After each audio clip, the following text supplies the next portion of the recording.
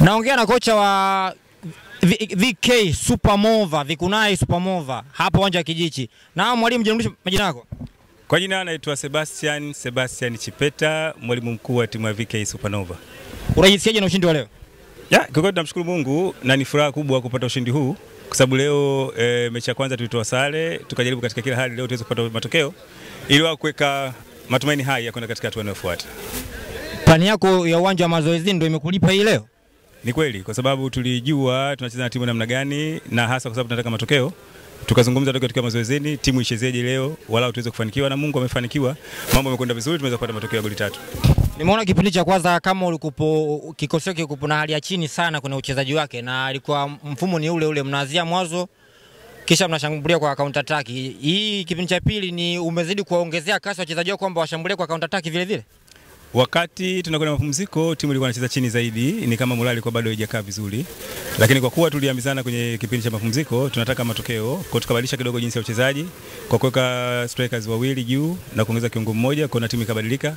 Baada ya matokeo kuwa baadaye tukarudisha katika hali ya kawaida, walau timu ikaendelea flow na ikana nguvu kufanya mpaka tukapata matokeo namna hiyo.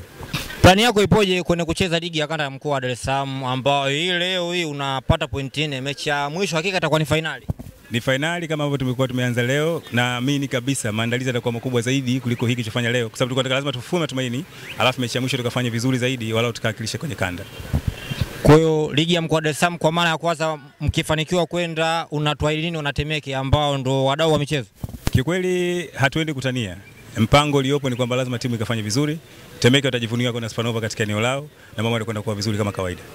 Hakika na sisi tunafurahi kuona timu kutoka Kijichi kwa maana ya kwanza wenda ikawa hivyo kwenda kuwakilisha mkoa wa Dar es Salaam kwenye ligi ya kanda. Temeke tumekuzoea kwa miaka mingi, lakini unaenda kuhakikisha katika nafasi nyingine tena. Ndio tumecheza ligi msimu huu wa 3 tukiisha katika hatua za mwanzo, lakini sasa tukasema lazima tufanye vizuri zaidi na timu iweze kufanya kile ambacho tunataka. Target ni kwamba lazima tufike katika hatua hiyo ya kanda na tunafanikiwa, na mipango ndio hii. Mungu atusaidie, tubarikie mechi ya mwisho tuone itakapokuwa. Timu iende kapambane na angalau Temeke pate mwakilishi mzuri kutoka Kijichi.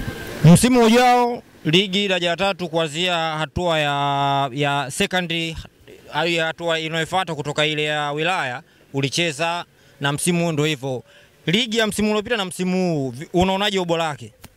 Mwaka huu imekuwa ngumu kidogo, timu nyingi zimejiandaa na inawezekana hawakutaka kufanya makosa kama yalotokea msimu uliopita.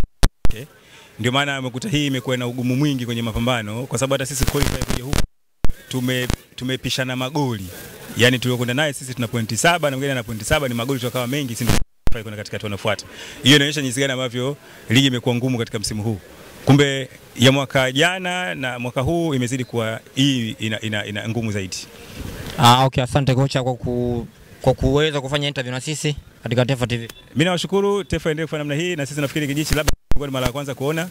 Endeleeni kwa namna hiyo basi, walau Temeke endelee kuwa vizuri. Sasa tuna vyombo vya habari namna hii inazidi kutupa motivation sisi walimu na wachezaji, wakiona kwamba wanafanya mahojiano mambo yanakwenda vizuri, tuendelee kuwa na Mungu namna hiyo.